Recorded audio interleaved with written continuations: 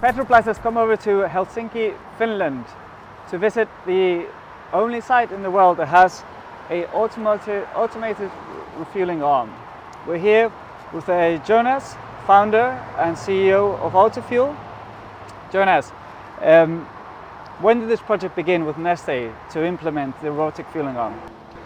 Yeah, we began the project in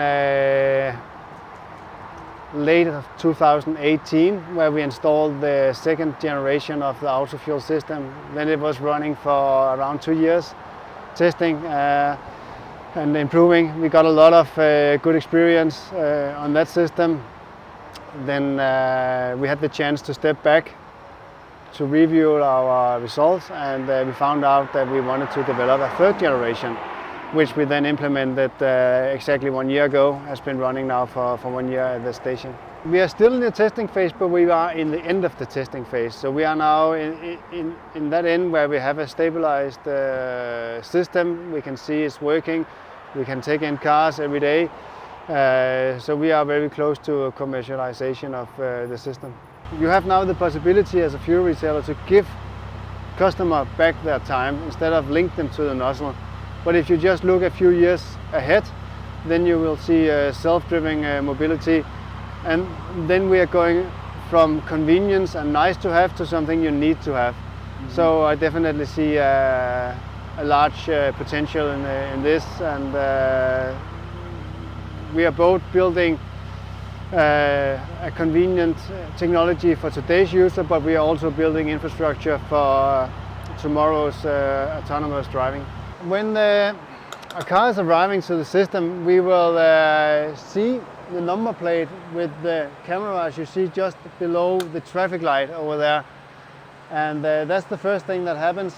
Then we recognize if the car is in the system. If it is so that the car is in the system, then the second thing that will happen is that we will start position the car with the camera placed in the blue panels. That camera will detect the wheel of the car and follow the wheel while the car is moving. And that's where you can see on the screen that the car is placed in a box. When the box turns green, then your car is positioned at the right place. What happens after we have positioned the car and know that it is now placed in the correct position is that we will recognize where the fuel door is located. For that we use the camera inside this tool here. So we take some pictures of the side of the car, and then we can see where the fuel cap or the fuel door is located. Then we open the fuel door. Then we simply grab the nozzle, and the robot knows from the user profile what kind of nozzle we need to use. So if you have chosen diesel or gasoline or a special product, then we know it. So then we grab the nozzle and place it in the fuel cap. So when the robot will always fill up the car or to the amount you have chosen in your user profile. Then it clicks. It senses the click in the nozzle. You know, when you're refilling your car yourself, it will always click when the tank is full. So we can sense that, and when it does that, we simply just replace the nozzle in the dispenser. I would say that the arm is completely safe, so we have no sharp edges, only round corners. It moves quite slowly. That's regulated by law in different countries, so we are not able to harm anyone, and it is sensing if somebody is touching the arm, so it will stop immediately if it touches something. So we don't have any accidents, and we don't need any separate safety system to operate the system. I think the customers are expecting more and more smooth and convenient customer experience at the station.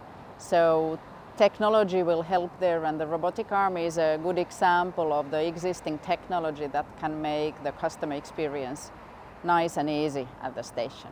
And I think it's very important, as we are living in a very changing marketing environment.